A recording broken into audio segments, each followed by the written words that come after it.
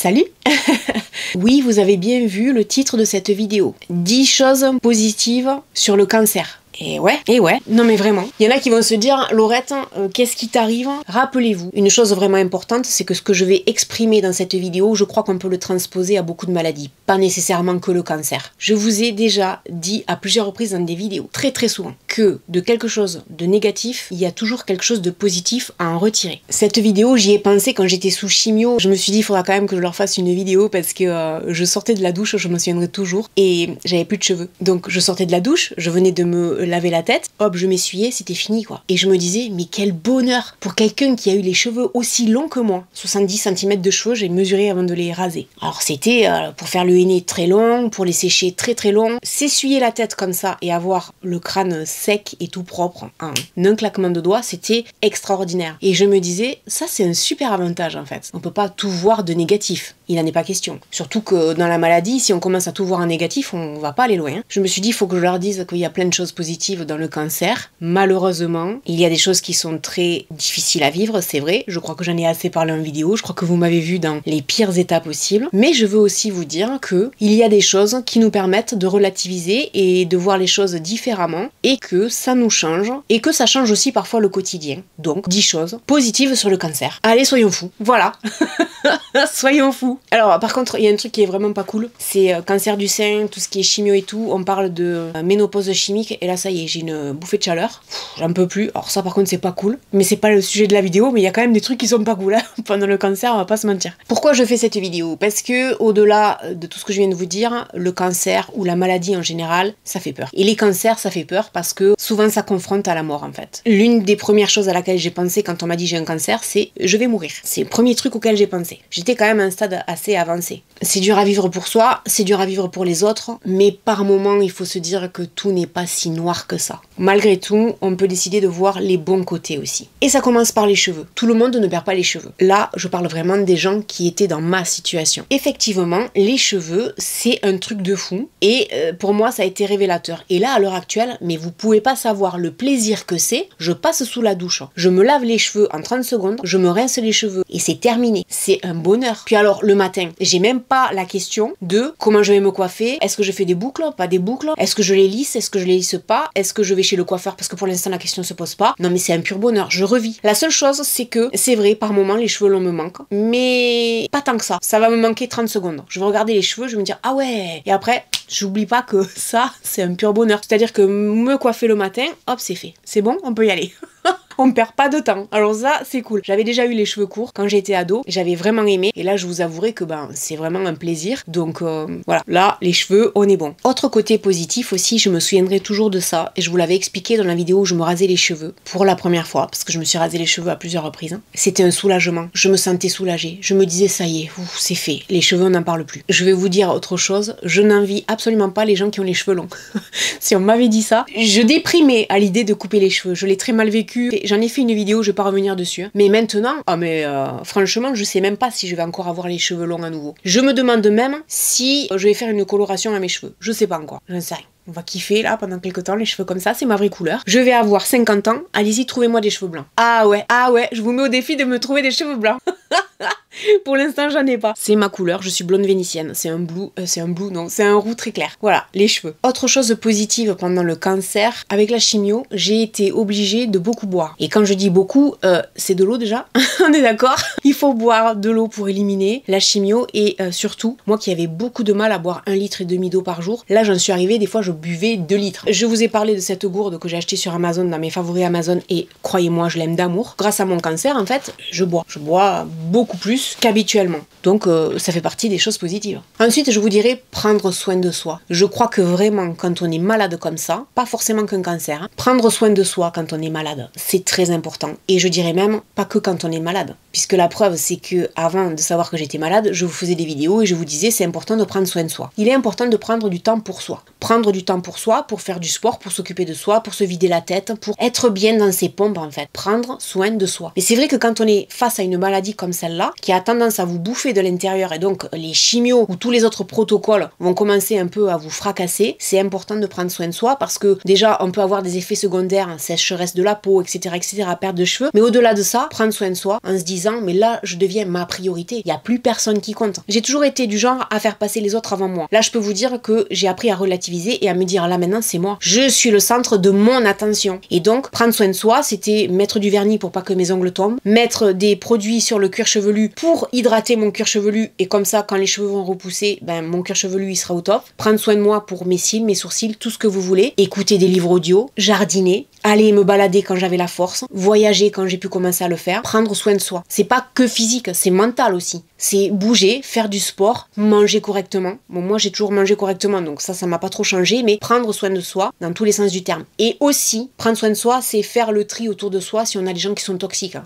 Ciao les gars, on n'a pas besoin d'eux. Ce qui m'amène, en fait, le prendre soin de soi à apprendre à s'écouter, à écouter son corps. C'est pas quelque chose que j'avais l'habitude de faire. Je vous dirais que j'ai probablement jamais fait ça de ma vie. Et en fait, je me rappellerai toujours, je vais vous raconter une anecdote. Pendant la première chimio, à un moment donné, je suis sur le canapé et je commence à me sentir vraiment pas bien. Ma maman et mon chéri sont dehors, ils sont en train de regarder les plantes. Je les appelle et je leur dis là ça va pas. Et je commence à sentir mon corps qui va pas bien du tout et avoir des palpitations de fou. Je vous en avais parlé dans la vidéo sur ma première chimio. De là, ça n'est suivi un appel aux urgences, sont venus les pompiers, sont venus le SAMU et je suis partie aux urgences. Dans le SAMU, je sentais mon cœur qui s'emballait. En fait, j'étais en train de faire une crise de tachycardie, je n'avais jamais fait, donc j'étais assez impressionnée. À ce moment-là, je me suis dit, je vais y passer, je vais mourir, c'est pas possible. Je suis allée 2 fois aux urgences pendant la première chimio. À la deuxième chimio, qui était mon protocole normal, j'avais 2 chimios différentes. La deuxième chimio, la première fois qu'on m'injecte le produit, je fais ce qu'on appelle une réaction allergique. Je pense que pour beaucoup d'entre vous, vous connaissez Michel Blanc. On nous a dit, quand il est décédé, qu'il avait fait une réaction allergique. Une réaction allergique, c'est ce que j'ai fait moi à la chimio. Sauf que je suis pas morte parce que j'étais bien entourée, que j'ai appuyé sur le bouton d'appel d'urgence. Les infirmières, elles sont venues en un claquement de doigts. On m'a perfusé, envoyé les produits et c'est passé comme ça. Et ensuite, pour pouvoir avoir ma chimio, on me l'a passé beaucoup plus lentement qu'à l'accoutumée. Ce qu'il faut savoir, c'est qu'il y a 3 à 4 personnes par semaine qui font des réactions allergiques à la clinique où je vais par rapport à la chimio. Et pour tout le monde, c'est on diffuse le produit beaucoup plus doucement et ça fonctionne. Tout ça pour vous dire un truc, c'est que franchement la réaction allergique, je me suis dit c'est terminé, je vais mourir. Vraiment. Et quand je vois que Michel Blanc, soi-disant, est mort de ça, mais on sait pas vraiment, je me dis j'ai eu du bol quoi. J'aurais vraiment pu mourir. Et je vous l'avais dit en vidéo, c'était pas une blague. Hein. En fait, à partir de la première fois où je me suis retrouvée aux urgences, j'ai commencé à parler à mon corps. Et la fois où j'ai fait la réaction allergique, je me souviens, j'étais allongée, en train d'attendre que ça passe, et je parlais à mon corps. Et je lui disais, s'il te plaît, sois gentil avec moi. Parce que là, on va te réinjecter la chimio. Il faut absolument que tu la supportes. S'il te plaît, aide-moi. Tu es mon meilleur ami, il faut absolument que tu m'aides, quoi. J'ai pas d'autre ami que toi. J'ai pris soin de toi comme j'ai pu. D'accord, on est tombés malades tous les deux, mais là maintenant, il faut que tu m'aides, il faut que tu me soutiennes. Et j'ai commencé à prendre un cahier et à marquer régulièrement les choses qui m'arrivaient et à coucher sur le papier comme ça,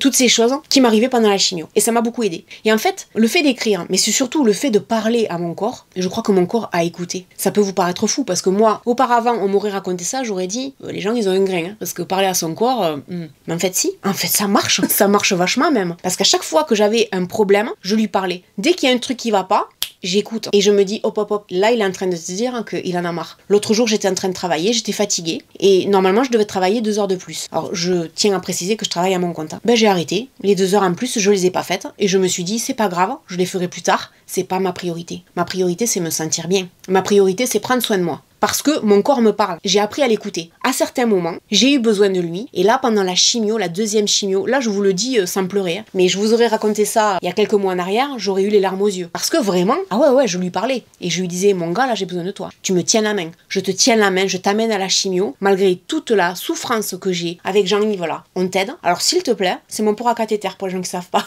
Je lui ai donné le petit nom de Jean-Yves. Je t'en prie, tu m'aides. C'est formidable. D'écouter son corps et de lui répondre aussi en retour et lui donner ce dont il a besoin. Écoutez, pour l'instant, il a l'air de plutôt kiffer. Lui et moi, on s'entend bien. On se parlait pas vraiment. Là, on est devenus comme ça. Voilà.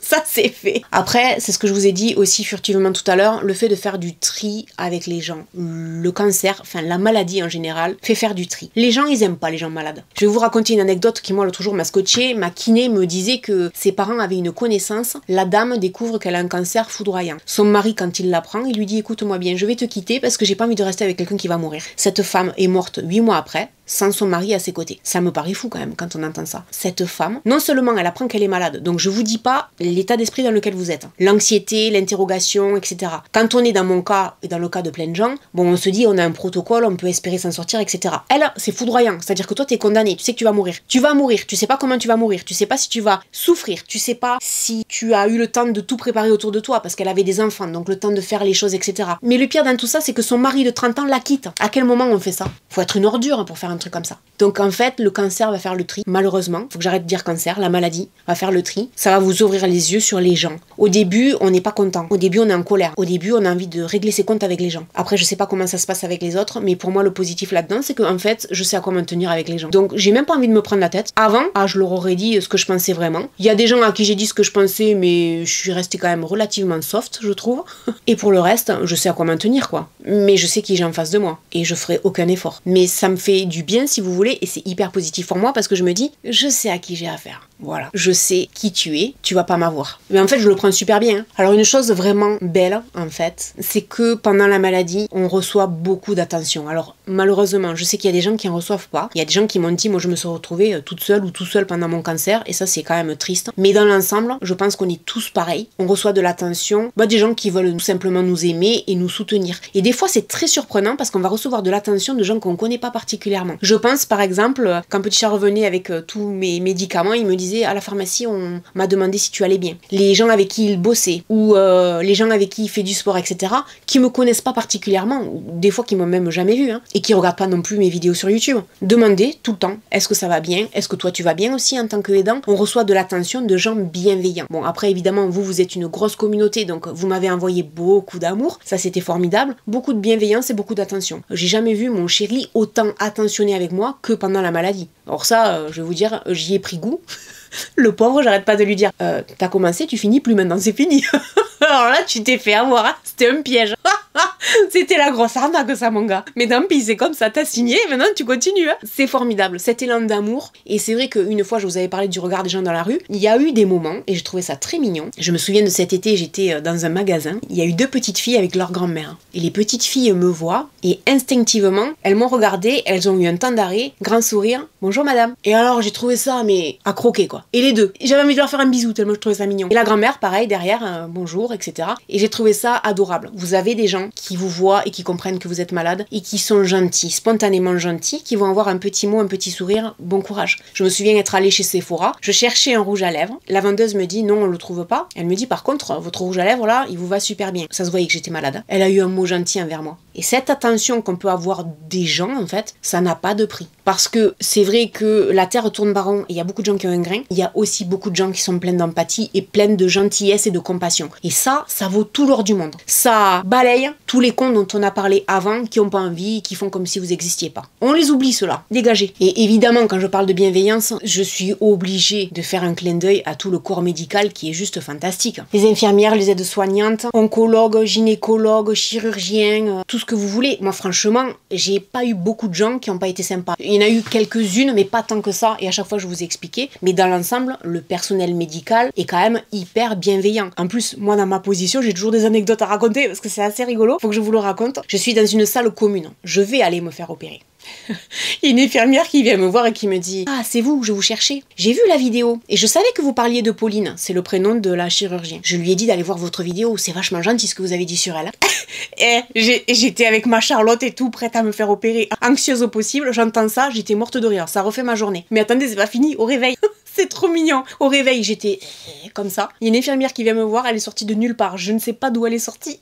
Elle vient me voir, elle me fait « Vous êtes Laurette ?» À moitié réveillée, je dis oui. Elle me dit « C'est vachement bien les vidéos que vous faites pour montrer votre maladie et tout ça. C'est vachement bien. Hein. Vraiment, félicitations. Hein. » J'ai eu à peine le temps de dire merci, elle était déjà partie. Ça, ce genre d'anecdote-là, vraiment, pendant la maladie, ça m'est arrivé assez régulièrement. Et j'ai trouvé que c'était trop mignon, en fait. Le personnel médical, on met de côté le fait que je fais des vidéos. Il y en a plein qui savaient pas ce que je faisais et c'est très bien comme ça. Le personnel personnel médical, il était au top. Et au top, même avec les autres, parce que je les voyais faire. Et c'est surtout les infirmières qui sont en contact direct avec les gens qui font de la chimio, elles étaient au top. Et heureusement qu'elles sont là, même les secrétaires, les médecins de la chimio, etc. Heureusement qu'ils sont là. Et c'est eux qui nous aident aussi à nous battre au quotidien. Donc le personnel soignant, on en a vraiment besoin. Et un grand chapeau à eux. Et merci du fond du cœur à eux, en mon nom et au nom de toutes les personnes qui peuvent pas le dire en vidéo. Mais franchement, chapeau, merci d'être là et d'exister, malgré les conditions de travail. Autre chose positive pendant le cancer, je dirais le fait de communiquer sur la maladie. Alors dans mon cas, ça a été quelque chose de très bénéfique, pour plusieurs raisons. Premièrement, je pense que j'ai fait de mon mieux pour rendre visible cette maladie qui est invisible en fait. Invisible dans le sens où il y a plein de gens qui ont des cancers, vous le savez pas. Moi, vous l'avez vu, parce que j'ai perdu des cheveux, les cils et les sourcils. Mais il y a des gens qui ont des cancers, ça ne se voit pas. Quand j'allais en chimiothérapie, je voyais des gens, franchement, je me disais, si on me disait pas qu'ils avaient un cancer, je le verrais pas. Donc, le fait de rendre visible une maladie dont on parle malheureusement pas assez. On entend beaucoup de gens être malades d'un cancer, ça c'est vrai, mais des gens qui osent, il y en a pas tant que ça. Moi, ça m'a permis, si vous voulez, de vous parler. Ça m'a permis de tenir le coup. Et ça a été vraiment bon pour moi. C'était comme une thérapie. Vous m'avez aidé à faire une thérapie, en fait. Une thérapie de groupe, on va pas se mentir. Et de notre côté, ce qui était très positif, c'était vos retours. Vous avez été d'un soutien sans faille, incroyable. D'une gentillesse incroyable. Je crois que j'ai jamais autant reçu d'amour de votre part et de soutien que là, pendant la maladie. Et même au plus bas de la maladie. Sans cheveux, sans cils, sans sourcils, pas maquillée. Que moi, je trouvais être dégueulasse parce que j'étais vraiment affaiblie. Et ben vous étiez comme petit chat quoi. Vous étiez en train de me dire mais Laurette t'es belle en fait. T'as vu les yeux que t'as vu ceci, t'as vu cela. Et moi je me disais mais ouais, les gens ils sont fous en fait. Les gens sont fous. Mais fous dans le côté positif de la chose. Donc ça mais merci mille fois quoi. Donc pour moi ça c'était très positif dans le cancer. Dites-vous que pour vous aussi ça peut être positif. Parce que c'est une occasion, pourquoi pas, de vous adresser à des associations et de discuter avec des gens qui ont des cancers ou d'avoir des conseils de professionnels ou aussi de parler ouvertement de cette maladie avec vos proches. Ça peut être que bénéfique. Il faut parler. Il faut pas se refermer sur soi. Il faut surtout pas ça. Il faut pas se couper du monde. Parce que finalement, tout le monde apprend. Moi, j'apprends des choses en communiquant. J'ai appris plein de trucs. Vous m'avez expliqué plein de choses dans les commentaires sur les protocoles, les produits, ce qu'il fallait faire, pas faire, etc. Sur votre vécu, vos expériences. Et moi, en retour, je vous ai appris plein de choses parce qu'il y avait plein de gens qui ignoraient plein de trucs. Alors ensuite, je vous dirais que, eh bien, effectivement, on voit la vie différemment. Le cancer, la maladie. Je pense surtout que quand ce sont des maladies comme la mienne, où il peut y avoir une issue fatale. Je crois réellement que ça vous change la vie en fait. On voit la vie différemment. On recadre les choses dans leur contexte. Et moi ce qui me plaît c'est que des fois je lis dans les commentaires des gens qui me disent je te remercie Laurette parce que grâce à toi je me rends compte qu'en fait mes petits soucis sont vraiment très légers en comparaison des tiens. C'est vrai qu'il y a des gens qui perdent de vue que oh ben les problèmes quotidiens c'est pas grave. Moi par exemple là mon lave-vaisselle est tombé en panne. Ma piscine fait des siennes. Bon, en ce moment c'est l'accumulation des choses. Bon mais c'est pas grave, on va les réparer. Il n'y a pas mort d'homme. C'est là que je veux en venir. Il n'y a pas mort d'homme. Vous pouvez vous lever le lendemain en vous disant bon c'est que la piscine et c'est que le lave-vaisselle. Quand on est confronté à la mort comme ça, c'est violent. Et ben ça vous fait relativiser les choses. Donc maintenant quand il y a une petite merde entre guillemets, ouais c'est pas bien grave. Après des fois je perds un peu patience mais on voit quand même les choses différemment. Et je suis contente de lire dans les commentaires les gens qui me disent oh oui ça va, des petits tracas de la vie mais rien de bien grave. Et pour finir, le point le plus important dans l'aspect positif d'un cancer, c'est qu'on peut en guérir. Ne perdons pas ça de vue. Il y a des gens qui en guérissent, il y a des gens qui en meurent. Oui c'est vrai. Et je pourrais en mourir. Oui aussi. Parce que là, peut-être que ça va aller, et puis peut-être qu'un jour mon cancer il va se dire attends, alors avec elle j'ai pas fini, je vais recommencer. On ne sait pas. Mais ce qu'il y a de bien là-dedans, c'est qu'on peut en guérir. On peut en guérir pour plein de raisons, parce qu'on va se donner les moyens, parce que la recherche avance, parce que plein de choses en fait. Et on peut en guérir. C'est ça qu'il faut garder en mémoire. Et c'est pour ça que je voulais faire cette vidéo, parce que pour moi c'était vachement important, après tout ce que je vous ai montré de trash, parce que c'était trash quand même par moment, c'était pas beau à voir, c'était sale. On va dire ça comme ça. Après tout ça, j'avais envie de vous dire, mais attendez, n'oublions pas quand même que la vie elle est belle et qu'il y a quand même beaucoup de choses positives dans le cancer. Moi je suis désolée, le cancer m'a révélé plein de choses, m'a révélé qui j'étais, m'a révélé qui sont les gens en face de moi, m'a révélé sur qui je peux compter, m'a montré que j'ai une maman extraordinaire, mais ça je le savais déjà, maman je t'aime, m'a montré que j'avais un conjoint extraordinaire, ça aussi, chérie je t'aime, m'a montré que j'avais une communauté extraordinaire, je vous aime aussi, m'a montré que c'était pas toujours rose, mais que ça valait le coup de se battre. J'ai presque envie de pleurer mais je vais pas pleurer. Ah non alors c'est bon, hein, j'ai assez pleuré, c'est bon pendant mon cancer, maintenant vive à la pépa les gars. Je dis ça alors que quand vous aurez cette vidéo, on sera probablement en décembre, j'aurai peut-être fini ma radiothérapie. Demain, je la commence, la radiothérapie. Et j'ai préfilmé tout ça parce que je voulais être zen et reposée pour ma radiothérapie et faire les choses tranquilles. Profiter de ces moments de traitement pour aller mieux. Vous voyez? Chose que j'aurais pas faite avant. Avant, j'aurais mixé les soins avec le travail. Non, non, non, non. Là, je travaille à fond. Et après, là, pendant 6 semaines, presque 7, il n'y a que la radiothérapie qui va compter. Je vais travailler un peu, mais certainement pas comme d'habitude. Et après, je m'en vais en vacances. Eh ouais, la vie, c'est fait de vacances aussi. Hein. Qu'est-ce que vous voulez? Surtout dans ma position, les vacances. Alors, je pense aux vacances de Noël, après les vacances d'été, les vacances pour l'anniversaire, et après encore Noël, l'été. Et moi, je pense comme ça maintenant. Les vacances. Je vais aller visiter des trucs, voir des gens, parler avec les gens. Voilà, tout ce que je veux faire. C'est que ça. Et après, faire des vidéos sur YouTube. Et on va parler, vous et moi, de choses. Et voilà, tout va bien. Bref, voilà. Je vous ai fait cette vidéo. Je suis trop contente d'avoir fait cette vidéo. Mais voilà, c'est ça que je voulais vous dire. La vie est courte. Ne vous prenez pas la tête avec des trucs qui n'en valent pas la peine. Ne vous prenez pas la tête avec des gens qui n'en valent pas la peine. Vraiment. Vivez pour vous. Soyez heureux. Faites des choses qui vous rendent heureux. Et écoutez votre corps, il vous parle. Et je plaisante pas quand je vous le dis, votre corps vous parle. Voilà, j'espère que cette vidéo vous aura plu, que ça vous aura montré qu'il faut toujours positiver en fait. C'est ça le but de cette vidéo. Et une fois de plus, et je le dirai jamais assez, et je le redirai en vidéo, merci du fond du cœur, tout le soutien que vous m'avez apporté tout au long de mon combat. Vous m'avez pas lâché, c'est extraordinaire quand même de faire ça. Vous auriez pu me tourner le dos. Voilà, j'espère que cette vidéo vous aura plu. N'hésitez pas à me laisser un commentaire. Et puis je vous dis à très bientôt dans une prochaine vidéo. Salut.